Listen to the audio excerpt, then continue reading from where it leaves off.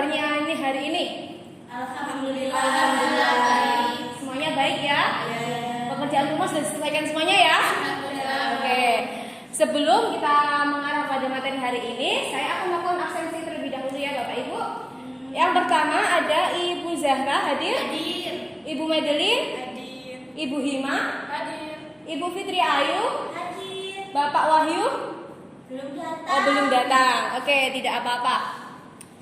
Sebelumnya saya juga ingin berkenalan dulu kepada teman-teman, Bapak-bapak Ibu. Dari Ibu sebelah kanan, siapa namanya? Ibu Madeline. Oh iya, tadi Ibu Madeline ya. Ibu Madeline dari mana? Dari Kediri. Dari Kediri. Terus ada Ibu Zahra dari Surabaya. Surabaya dan Ibu Hima dari Sidoarjo. Sidoarjo. Oke, gantian saya yang perkenalkan diri. Nama Ibu Nur Adnila Sedajana, biasa dipanggil dengan Ibu Mila dari Tulungagung. Silakan bisa mampir ke rumah. Oke, Bapak Ibu, hari ini kita akan belajar mengenai pelajaran sosiologi ya. Sebelum mengarah pada inti materi, terlebih dahulu saya ingin bertanya, dari rumah sampai ke PKBM sini, Bapak Ibu apa sudah melakukan interaksi sama anaknya, sama suami atau sama orang lain? Sudah berbicara ya, sudah melakukan komunikasi ya? Iya.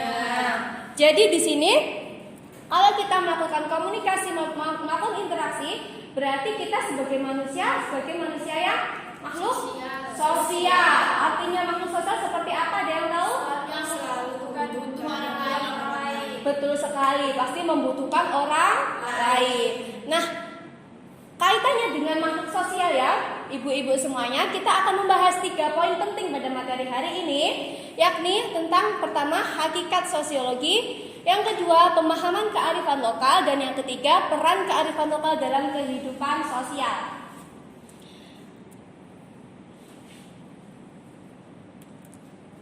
Lanjut, yang pertama, apa itu sosiologi? Kalau kaitannya tadi kita sebagai makhluk sosial, di sini sosiologi adalah ilmu sosial yang mempelajari gejala-gejala umum yang ada pada setiap interaksi dalam masyarakat.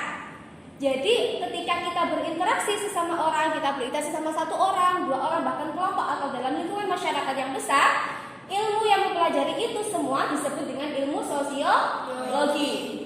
Apa saja yang dipelajari? Ada gejala-gejala umumnya, terus ilmu-ilmu lainnya seperti kenapa kita harus berinteraksi, kenapa kita melakukan interaksi kelompok, kenapa kita harus melakukan interaksi individu, dan lain sebagainya yang disebut dengan ilmu sosiologi. Oke, lanjut ya Bapak Ibu.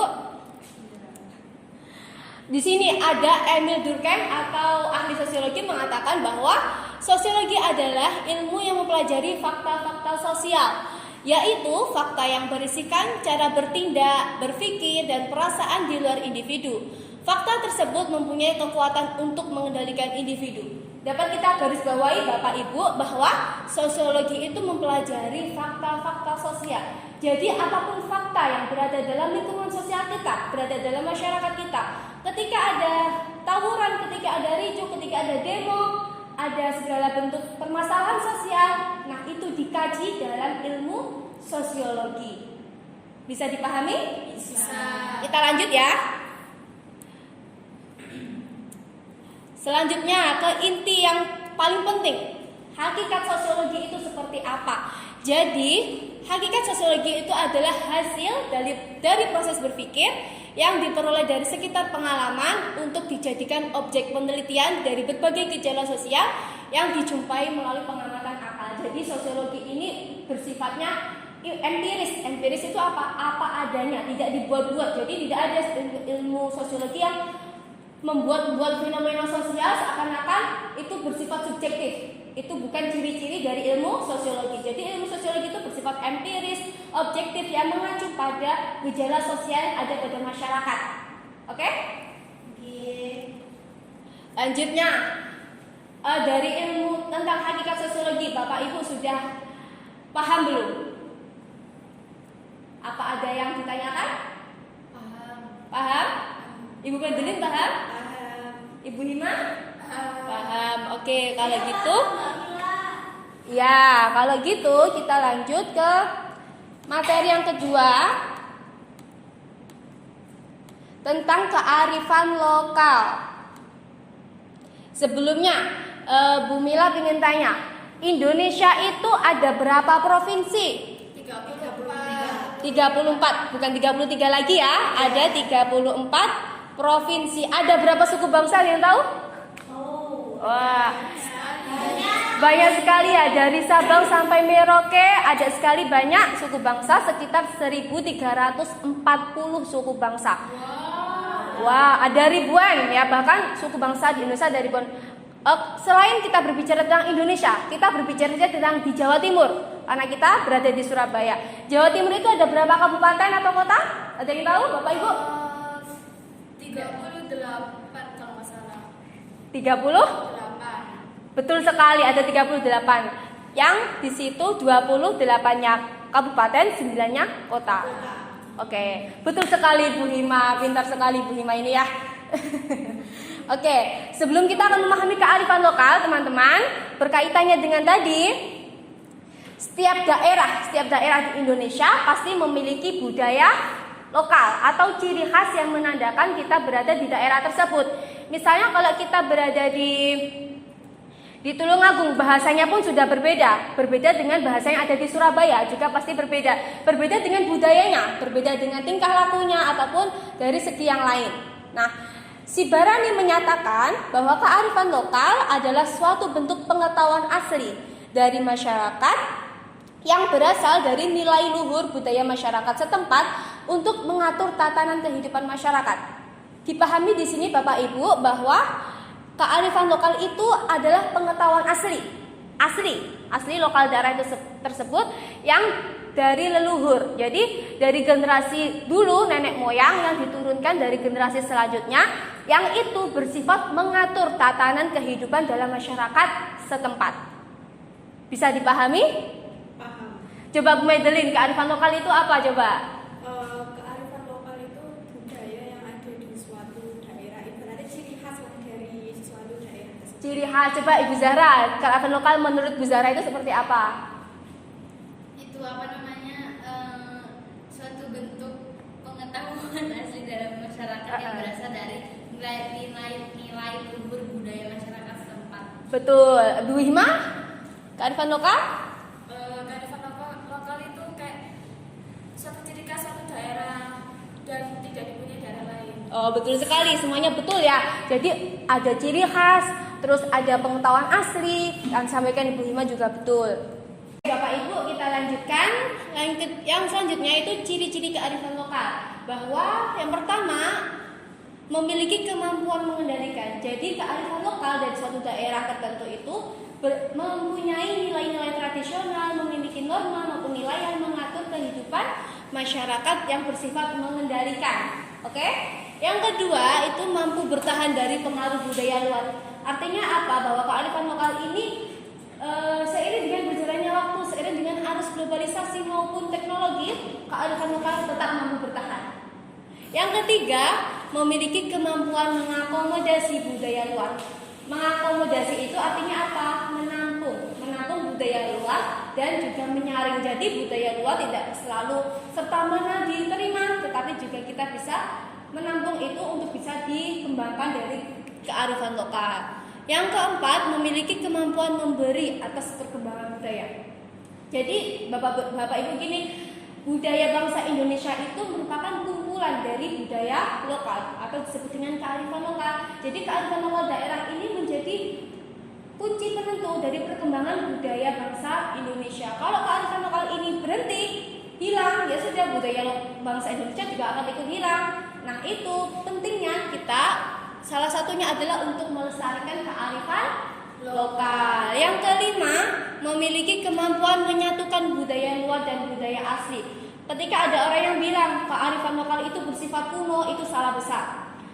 Bersifat jadul atau zaman dulu itu juga salah besar. Artinya apa? Bahwa kearifan lokal ini ternyata juga bisa berkembang dari arus globalisasi yang masuk. Misalnya apa? Ada yang tahu nggak? Bapak Ibu di sini. Aku kasih tahu ya. Contohnya misalnya ada batik. Kalau batik dulu itu cuma ditulis tangan, kalau sekarang ada namanya batik cap, ada juga batik print. Nah, itu kan perkembangan teknologi. Nah, itu apa? Jadi batik ini atau kearifan batik ini, kearifan lokal batik ini tetap bisa bertahan, bahkan bisa berkembang lebih baik lagi. Oke, selanjutnya Bapak Ibu yang harus dipahami bahwa bentuk kearifan lokal itu ada dua. Yang pertama, kearifan lokal berwujud nyata, dan yang kedua, kearifan lokal yang tidak berwujud. Apa sajakah itu? Kearifan lokal yang berwujud nyata ada tiga. Yang pertama, tekstual. Tekstual itu adalah aturan yang dituangkan dalam bentuk tertulis seperti sistem nilai, tata cara, prasi, dan lain sebagainya. Jadi seperti sistem nilai atau tata cara itu, kalau misalnya orang Jawa mengatakan makan lebih baik menggunakan tangan kanan, itu ternyata termasuk bagian dari kearifan lokal. Tapi dia yang berwujud nyata, artinya ada dalam kehidupan sosial kita. Yang kedua, ada bangunan. Bangunan di sini kita sebut salah satunya adalah rumah adat. Rumah adat ada rumah joglo. Rumah joglo itu di mana, Bapak Ibu? Tempatnya ada yang tahu? Rumah joglo di mana? Jogja. Jawa Tengah, Jogja, seperti itu. Ada yang kedua, rumah gadang ada di mana yang tahu? Minangkabau, betul sekali. Terus ada rumah rakyat di Bengkulu dan masih banyak sekali lagi di Indonesia. Yang ketiga, ada benda cagar budaya, yaitu disebut dengan benda warisan seperti keris, batik yang Ibu sampaikan tadi. Terus ada alat musik tradisional, ada seruling, ada kendang, ada gamelan, ada alat pertanian tradisional, dan masih banyak lagi benda cagar budaya yang dilindungi oleh bangsa Indonesia. Oke, bisa dipahami? Bisa, Bu. Sekarang kalau sudah bisa dipahami, kita lanjut ke kearifan lokal yang tidak berwujud. Kearifan lokal yang tidak berwujud itu adalah petuah yang disampaikan secara verbal dan turun-temurun, bisa berupa nyanyian dan kidung yang mengandung nilai ajaran tradisional. Melalui petuah atau bentuk kearifan lokal yang tidak berwujud lainnya, nilai sosial disampaikan secara verbal dari generasi ke generasi. Misalnya kalau kita orang tua bilang, kalau ada orang yang lebih muda ke orang tua itu bicaranya bahasanya lebih halus, itu juga termasuk dari kearifan lokal. Ada juga ada nyanyian dan kidung. Misalnya kalau di Jawa itu ada tembang macapat, ada tembang dolanan, ada lagu ler-iler, ada lagu tradisional, banyak lainnya yang itu mengandung nilai sosial, yang dimana nilai-nilai sosial itu diharapkan bisa diterapkan dalam kehidupan bermasyarakat. Jadi di sini nilainya sangat mendalam ya. Jadi misalnya ada lagu ler-iler, ada lagu padang bulan, ada lagu lain sebagainya. Di situ akan mengandung, situ banyak mengandung nilai-nilai penting yang harus kita pahami. Sampai sini paham nggih, Bapak Ibu? Paham. Oke, lanjut. Lanjutnya ada tipe kearifan lokal. Tipe kearifan lokal itu ada 6. Kelihatan ya di sini ya. Yang pertama, kearifan lokal dalam hubungan dengan makanan. Dalam hubungan makanan ini ada contohnya sasi laut di Maluku. Sasi laut itu tradisi, di mana tradisinya itu masyarakat daerah tertentu itu dilarang untuk memanen ikan pada waktu yang telah ditentukan.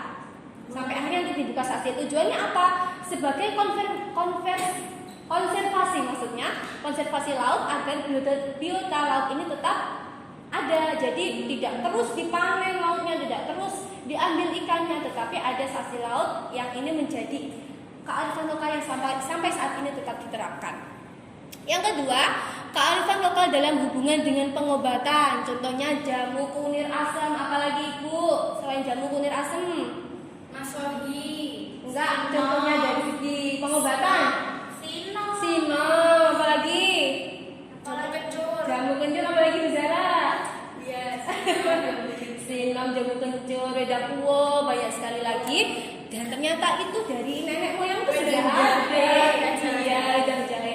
Dari nenek moyang sudah ada, dan sampai sekarang juga masih bisa kita nikmati ya. Sebagai pengobatan kalau lagi pusing, tidak enak badan, bisa minum jamu.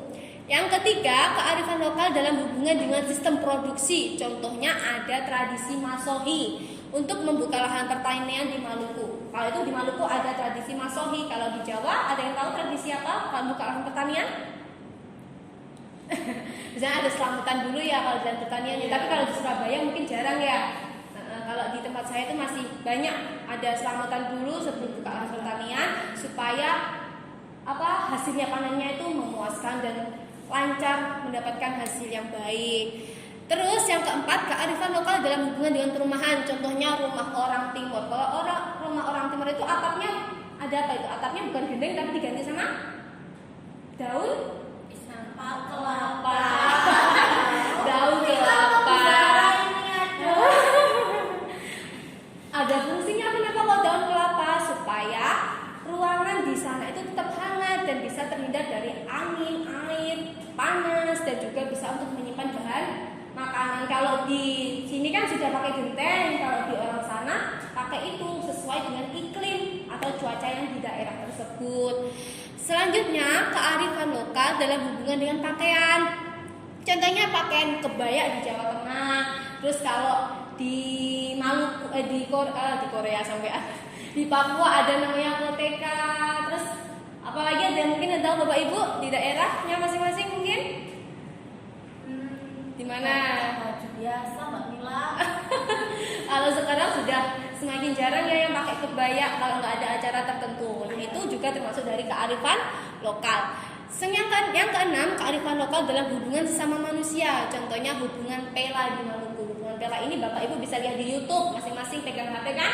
Jadi di YouTube itu hubungan Pela itu seperti sistem kekerabatan di Maluku. Jadi sistem kekerabatan itu kayak misalnya ada orang Muslim dengan orang non Muslim misalnya. Di situ tetap menyambung kekerabatannya disebut dengan hubungan Pela agar tetap hidup rukun. Kalau di Maluku itu seperti itu, ada tradisi seperti itu. Selanjutnya, yang terakhir, peran kearifan lokal dalam kehidupan sosial. Tadi kalau sudah membahas tentang sosiologi, membahas tentang kearifan lokal, terus selanjutnya apa sih peran kearifan lokal dalam kehidupan sosial? Yang pertama, pengembangan sumber daya manusia. Pengembangan sumber daya manusia di sini, kearifan lokal ini diharapkan dalam kehidupan masyarakat itu sebagai pengembang, artinya kita bisa berkembang dalam kehidupan sumber daya manusia dari segi pertanian, menjaga lingkungan, dari segi budaya, ekonomi itu tetap itu bisa berkembang. Yang kedua, pemberdayaan kebudayaan dan ilmu pengetahuan. Seperti yang Ibu Mila sampaikan bahwa kearifan lokal ini kunci utama dari budaya bangsa Indonesia, juga sebagai pemberdayaan kebudayaan. Apalagi di zaman modern seperti ini ya, semuanya sistem gadget. Pada tanya kearifan lokal itu apa? Pada bingung, artinya Google. Nah itu kita ya Bapak Ibu ya harusnya sedikit demi sedikit bisa memahami ilmu pengetahuan juga dan juga pemberdayaan kebudayaan. Yang ketiga, petuah kepercayaan sastra dan pantangan. Pasti sudah tahu pantangannya. Kalau di daerah masing-masing mungkin di Jawa ada perempuan nggak boleh pulang malam misalnya. Terus ada sastra, kita mengenal banyak sekali sastra. Terus yang selanjutnya, integrasi komunitas serta upacara daur pertanian. Kalau di tradisi Masehi tadi untuk pertanian, di sini juga ada bahwa kearifan lokal itu berdampak positif terhadap perkembangan pertanian khususnya di Indonesia. Selanjutnya ada makna etika dan moral. Etika itu apa Bapak Ibu? Ada yang tahu? Tingkah laku. Jadi tingkah lakunya kita biar benar, biar baik, biar nggak meleot, ya. Jadi sistem normanya itu diatur dalam masyarakat gitu, biar kita tuh nggak semena-mena. Terus yang terakhir itu ada makna politik. Selanjutnya di sini Ibu Mila ingin menyampaikan video itu berisikan tentang salah satu kearifan lokal yang ada di Tulungagung, tempatnya Bu Mila lahir ya. Di sini itu ada disebut dengan CT. CT itu melukiskan ampas kopi yang sudah kering pada batang rokok. Tetapi di sini Ibu Mila menyontohkan bukan batang rokok, tapi sebagai media dakwah, ada kaligrafi. Di sini ada komunitas nyete wanita, nanti bisa saya tayangkan ya. Ini saya menayangkan ini saat saya masih SMA ya teman-teman. Jadi bisa sedikit memberitahukan bagaimana peran kearifan lokal itu dalam kehidupan kita. Oke, sebentar.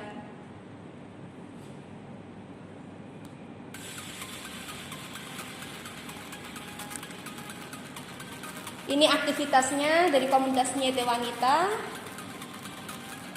Kita membuat desain kaligrafi supaya tidak negatif kalau rokok itu Ini prosesnya, jadi proses dari kearifan lokal CT seperti ini. Nyete. Kita dituangkan dulu.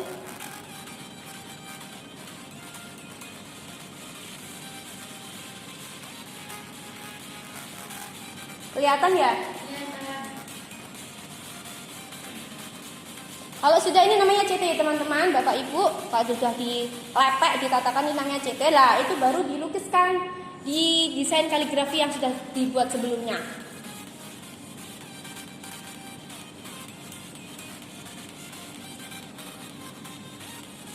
Seperti ini. Ini sangat bermanfaat sekali bagi generasi-generasi muda agar lebih mengenal kearifan lokal daerah.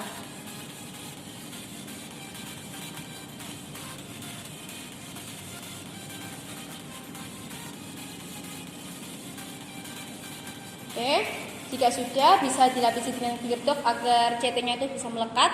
Nah,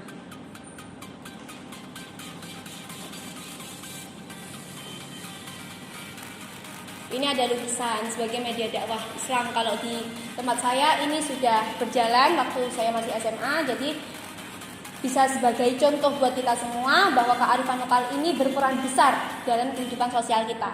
Oke. Sekian, terima kasih yang bisa Ibu sampaikan. Mungkin ada pertanyaan dari Bapak Ibu? Jika sudah paham semuanya? Oke, bisa saya akhiri ya karena waktunya sudah mepet. Sebelum akhiri saya punya pantun nih, ya. Oke, pantunnya seperti ini. Buah mangga campur terasi, hendak makan sayang sakit gigi. Pelajaran sosiologi sampai di sini. Besok Senin yuk disambung lagi. Sekian, terima kasih. Wassalamualaikum warahmatullahi wabarakatuh. Waalaikumsalam.